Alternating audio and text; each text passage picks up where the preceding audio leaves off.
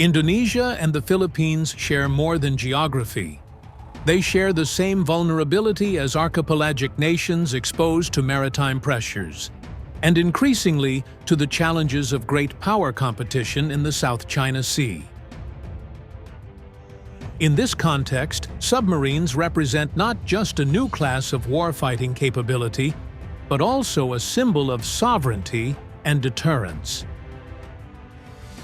Indonesia has already taken the leap by securing a contract with France for Scorpène-class submarines to be built locally, while the Philippines continues to grapple with how to turn its aspiration into reality under the Horizon 3 modernization program.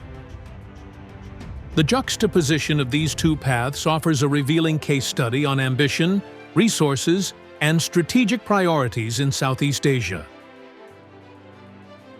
Indonesia's deal with Naval Group to acquire 2 Scorpène-evolved submarines marks a milestone in its naval modernization.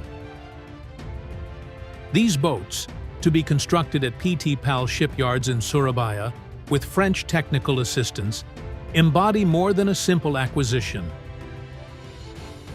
They are intended as a technological transfer project that elevates Indonesia's domestic defense industry.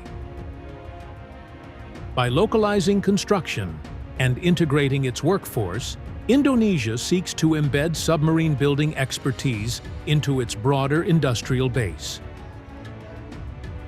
Strategically, the Scorpène gives the Indonesian Navy a potent undersea deterrent with global range, capable of extended patrols of up to 80 days, equipped to launch heavyweight torpedoes and Exocet missiles. For Jakarta, this is not just an operational asset, but a leap into the ranks of regional navies with credible underwater warfare capability. The Philippines, meanwhile, remains in the aspirational phase.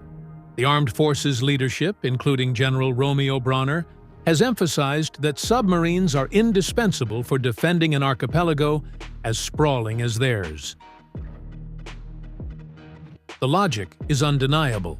A single submarine patrolling near Palawan or Luzon could complicate the calculations of any adversary in contested waters.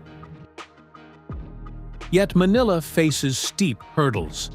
The Horizon 3 program identifies submarines as a key requirement, but budgetary limitations, the absence of maintenance infrastructure, and the need for extensive crew training delay immediate procurement. The Philippine Navy has considered multiple options, including the French Scorpène, the Spanish S-80+, and the Korean KSS-3PN variant. Each proposal comes with bundled support, from training to construction of submarine bases, but Manila has yet to commit. For now, its priority is to develop anti-submarine warfare capability and prepare the logistical backbone necessary to sustain a submarine fleet. When comparing the two trajectories, the differences are stark. Indonesia has chosen a bold, high-cost route that ties its strategic modernization to industrial self-reliance. By anchoring submarine production within its territory, it aims not only to operate undersea assets, but to become a builder of them. The Philippines, on the other hand, faces the reality of having to import capabilities wholesale. Its approach is reactive, driven by urgent strategic needs in the South China Sea, but constrained by finances and institutional capacity. While Jakarta's path may take longer to mature, it promises depth and sustainability. Manila's path, if realized, would provide quicker operational capability, but with significant dependence on foreign support. The regional implications are significant. Should both countries eventually operate Scorpène submarines, Southeast Asia would see the emergence of a shared undersea capability that could alter the calculus of external powers, particularly China.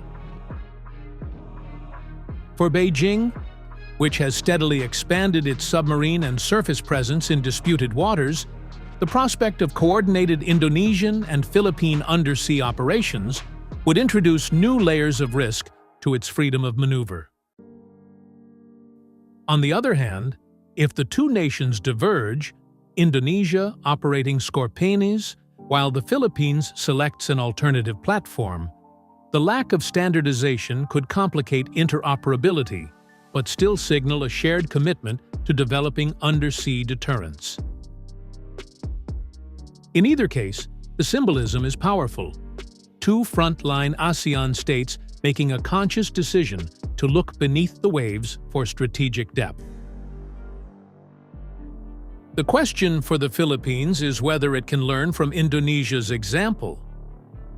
Jakarta's model demonstrates that political will, industrial partnerships, and a long-term vision can make even the most complex naval projects feasible in Southeast Asia. Manila, while lagging, can still seize the opportunity to leverage foreign partnerships for training, infrastructure, and phased acquisition. A pragmatic pathway might involve initially acquiring a small number of submarines through turnkey contracts, while steadily building the domestic infrastructure to support them over decades. Such a strategy would mirror Indonesia's incremental but determined push toward defense industrial autonomy. The regional consequences extend beyond deterrence against China. If Indonesia successfully fields Scorpène submarines, while the Philippines follows suit, ASEAN could begin to develop a de facto undersea balance of power, something the region has never possessed. This would not only complicate Beijing's calculus, but also give Manila and Jakarta stronger voices within ASEAN defense dialogues, pushing the organization toward a more cohesive maritime security role. For the Philippines, the lesson is clear. Waiting too long risks strategic irrelevance, but moving decisively, even with a modest start, sends a message of resolve to both allies and adversaries. Learning from Indonesia's industrial push, Manila could explore hybrid approaches, such as joint training programs, technology sharing agreements, and eventual co-production with trusted partners. Such steps would not only shorten the gap with Indonesia, but also ensure that when the Philippines does enter the submarine era, it does so with a foundation for long-term sustainability. As viewers and readers following this analysis, your support matters. Independent platforms like this one thrive on the engagement and encouragement of the community. If you find these perspectives valuable, please consider subscribing, sharing the video, and leaving your thoughts in the comments. Your participation fuels further analysis of how nations like Indonesia and the Philippines shape their defense futures in a region increasingly defined by maritime contestation. In conclusion, the Scorpène story is not just about hardware. It is about choices between ambition and reality, between dependence and self-reliance, and between reactive policy and long-term strategy. Indonesia has already committed to walking the difficult but rewarding path of local construction and technological mastery. The Philippines stands at the threshold of deciding whether it will remain dependent on allies or begin to carve out its own role beneath the waves. For Southeast Asia, the outcome will shape the regional balance for decades. And for those of us observing, it is a narrative that underscores why defense modernization in this part of the world deserves close, ongoing attention. If you want to see more content like this, deep, analytical, and grounded in the realities of regional security, please support the channel by subscribing and sharing. Together, we can continue exploring the choices that will define the future of Asia's defense landscape.